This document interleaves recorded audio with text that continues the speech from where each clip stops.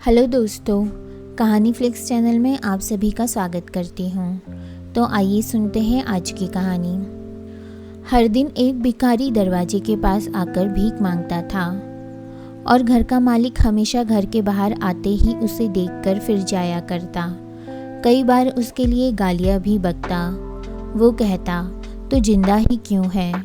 पूरी ज़िंदगी ऐसे ही भीख मांगेगा क्या? धरती का बोझ क्यों बना बैठा है? और कभी कभी उस भिखारी को गुस्से में वह धक्का मार दिया करता। इतना कुछ हो जाने के बावजूद भिखारी के मुंह से सिर्फ यही निकलता कि भगवान तुम्हारे पापों को माफ़ करे।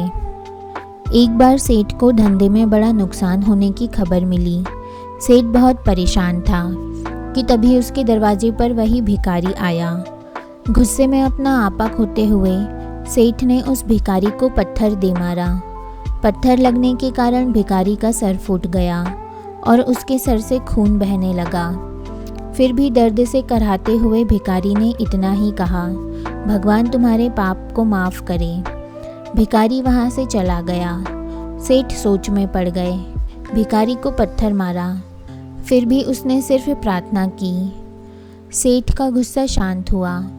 भिखारी का रहस्य जानने के लिए सेठ ने भिखारी का पीछा करना शुरू कर दिया। भिखारी जहाँ जहाँ जाता सेठ उसके पीछे जाता।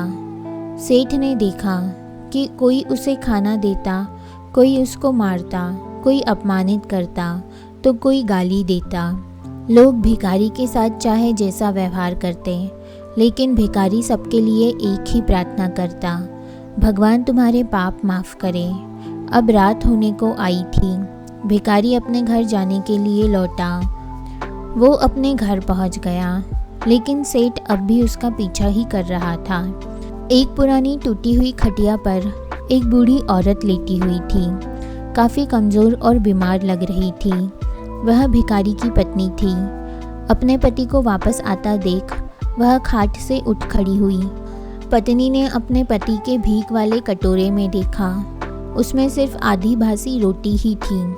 उसे देखकर वह बोली, आज बस इतना ही मिला, और हाँ, आपके सिर से खून निकल रहा है, ये चोट कैसे लगी?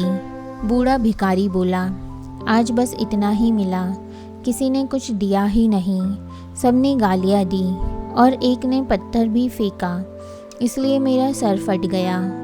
एक गहरी ठंडी सांस लेकर बूढ़ा भिखारी फिर से बोला, यह मेरे ही पापों का फल है। तुम्हें याद है कुछ सालों पहले हम कितने अमीर थे? क्या कुछ नहीं था हमारे पास हर चीज़ ज़रूरत से ज़्यादा थी, लेकिन हमने कभी दान नहीं किया। और उससे भी बुरा हमने उस अंधे भिखारी के साथ किया जो हमारे द्वार पर भीख मांगने आया करता था। बूढ़ी पत्नी की आंखों में आंसू आ गए। वह बोली, हाँ, हम उस बेचारे अंधे के साथ बहुत बुरा करते थे, उसका अपमान करते थे, उसे खाने के लिए रोटी की जगह कागज दिया करते, उसका मजाक उड़ाया करते और कभी कभी मारा भी करते। मैंने कभी उसको रास्ता नहीं दिखाया। एक बार मैंने उसके मुंह पर मिट्टी भी फेंकी थी और वह हमेशा दुखी होकर यही कहता कि भगवान तुम्हें तुम्हारे किए की सज़ा देगा, भगवान तुम्हारे पापों की सज़ा ज़रूर देगा। उसका श्राप सच हुआ और हम इस दुख भरी ज़िंदगी में आ गए। भिखारी बोला, हाँ, उसका श्राप सच हुआ, इसलिए मैं किसी को बद्दुआ नहीं देता। चाहे कोई मेरे साथ कैसा भी बर्ताव करे, मैं हमेशा उसके लिए प्रार्थना करता हूँ। मैं नहीं चाहता कि कोई भी हमारे जैसी ज़िंदगी का अनुभव करे, किसी को भी हमारे जैसे दुखों का सामना करना पड़े। वो नहीं जानते कि वह कितना बड़ा पाप कर रहे हैं, इसलिए अनजाने में हुए पाप की ऐसी सज़ा किसी को भी मिले, मैं नहीं चाहता। सेठ वहीं पर छुपकर यह सारी बातें सुन रहा था। अब उसे सब कुछ समझ में आ गया था। भिखारी और उसकी पत्नी ने वह आधी रोटी मिल बांट कर खाई और भगवान को धन्यवाद बोलकर सो गए। अगले दिन भिखारी फिर से भीख मांगने गया।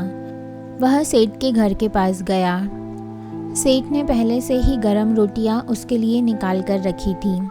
उसे देते हुए सेठ विनम्रता से बोला, माफ़ कर दीजिए बाबा, मुझसे बहुत बड़ी गलती हो गई। बूढ़ा भिखारी बोला, भगवान तेरा भला करे। इतना कहकर वह आगे निकल गया। तो दोस्तों, इस कहानी से जो सीख लेने लायक है वह बड़ी ही सिंपल है कि आदमी चाहे किसी के बारे में बुरा कहे या भला कहे, लेकिन भगवान सिर्फ कर्म के हिसाब से उसको फल देता है। क्या हुआ अगर भगवान नहीं दिखता है, लेकिन यह बात बिल्कुल सच है, उसके खाते में सबका हिसाब बहुत बहुत पक्का होता है। इसलिए जब किसी के लिए कुछ भी करो तो अच्छा ही करो। तो दोस्तों, आशा करती हूँ कि आपको यह कहानी ज़रूर पसंद आई होगी। अगर आपको यह कहानी पसंद आई हो तो हमारे चैनल को लाइक कीजिए एंड सब्सक्राइब कीजिए, और आपकी क्या राय है इस कहानी को लेकर हमें कमेंट में ज़रूर बताइए। तो दोस्तों, मैं आपसे मिलती हूँ अगली कहानी में। तब तक के लिए बाय बाय।